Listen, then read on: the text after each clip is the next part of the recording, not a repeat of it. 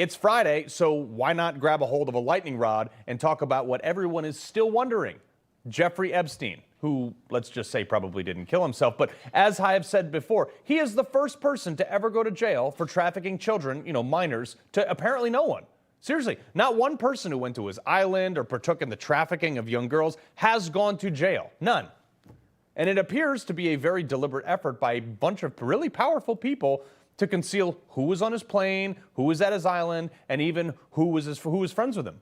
Now, Epstein's real coverage started in 2006 after an investigation by the FBI claimed that he sexually abused more than 40 girls between the ages of 13 and 17. But more recent court filing and news reports and investigations have unearthed serious allegations and information that has not yet been covered and even garnered attempts by mainstream media to suppress or discredit it. Epstein was extremely politically connected, folks, even though there's no clear path to how he garnered all of his wealth and power. He just popped up one day and with a ton of money and influence. For whatever reason, there are actually some people in Washington who are crazy enough to block any transparency in this. I mean, the guy's dead. Now, Tennessee Senator Marsha Blackburn, who is on the right side of things, proposed subpoenaing Epstein's estate specifically for the flight logs to his plane, the Lolita Express. I've been demanding some answers on Jeffrey Epstein's crimes and trying to get these flight records. I've offered amendments to a subpoena, trying to get that, and kind of been stonewalled on it. I think people need to know who was on those planes and how often they were on those planes. Yeah, unfortunately, her efforts, though, were crushed by Democratic Senator Dick Durbin, who, alongside other Senate Democrats, blocked the initiative. Epstein's private jet was known for allegedly carrying some of the most important people in the world. It was also the jet that most frequently flew down to his private island, which everybody knows about, often accompanied by young women at the hand of Ghislaine Maxwell. Now, almost all of Epstein's guests were from highest ranks of society, celebrities, politicians, even members of the royal family. Which leads to the even greater question, what does Senator Dick Durbin have to hide? Sure, Republican lawmakers are asking the same question, but Senator Ted Cruz absolutely blew Durbin out of the water, claiming, quote, "This is easy to resolve if there are politicians, Democrat or Republican or anybody else who is on that plane, who is going to that island, who was molesting and sexually assaulting children. We should know who they are." Yeah, he went on. The fact that the Democrats are apparently in full-on panic, I don't know if Dick Durbin knows somebody on that list, or I don't know if they're just afraid. I don't know what their fear is, but they're plainly terrified of voting on it. And if I'm wrong, Dick Durbin can solve it very easily by bringing it up for a vote and issuing the subpoena. Now, as usual, Senator Ted Cruz is actually right on the mark here.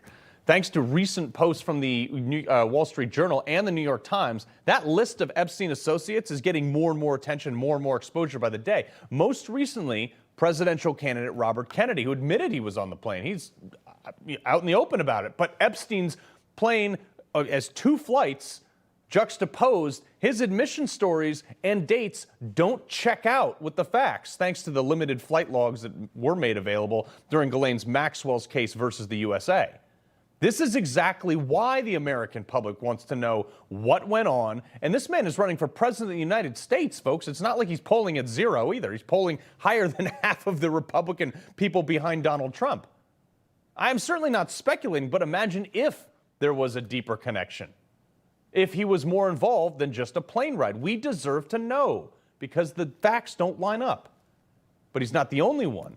William Burns, the former Deputy Secretary of State under Barack Obama, reportedly met with Epstein at his townhouse while he was working for the Obama administration. Whatever happened to William Burns? Well, Epstein reportedly had 3 scheduled meetings in 2014 with Burns, who at that point was the Deputy Secretary of State. He became the president of the Carnegie Endowment for International Peace, and then Biden made him the head of the CIA in 2021. Again, not somebody I want running an entire government agency if he did something wrong, especially if his ties to Epstein go any further than we already know. Lawrence Summers is another one. His relationship with Epstein is well reported on. He was once the Treasury Secretary and the president of none other than Harvard University. You see, Epstein became a convicted sex offender in 2008. He only served 18 months, though, in prison and another year in house arrest. And that sentencing was shockingly light. And I'm going to get to that in a sec. But after the conviction, obviously Harvard cut ties with the billionaire, even declining his annual donations. But for some reason, this didn't stop Summers. He was Harvard's president at the time from keeping in touch with Epstein. In fact, most reporting suggests that they regularly met and maintained an active relationship well into the 2010s. We all know Bill Gates had a very public relationship with Epstein for years. We kept asking about how Epstein came with so much power and influence. Bill Gates is one of the keys to answering that.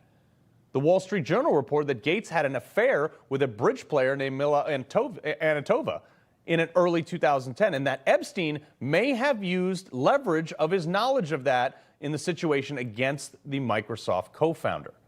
Even more, Bill Clinton, Prince Andrew, and even Donald Trump flew on his plane.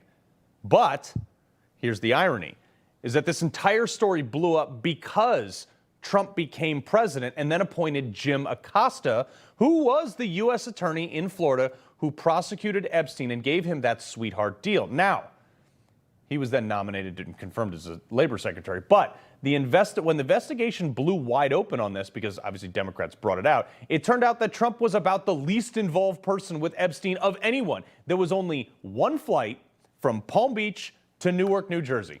That was it. That was all they could find.